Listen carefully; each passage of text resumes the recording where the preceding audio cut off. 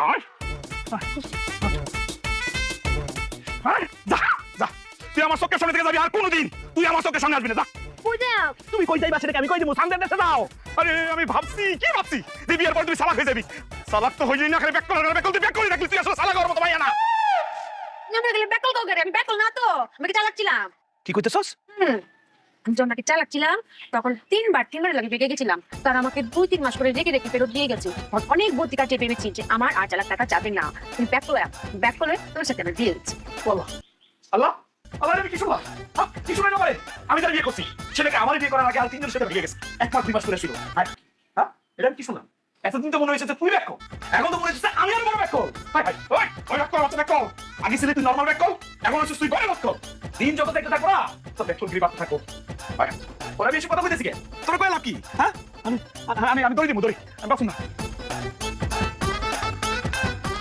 যখন চালাচ্ছিলাম তখন বিয়েই হয়েছে না, এখন ব্যাক করেছি আর বিয়েই টিকছে না। কি হয় আম, বেশি চালাকও ভালো না, বেশি ব্যাক করলে ভালো না।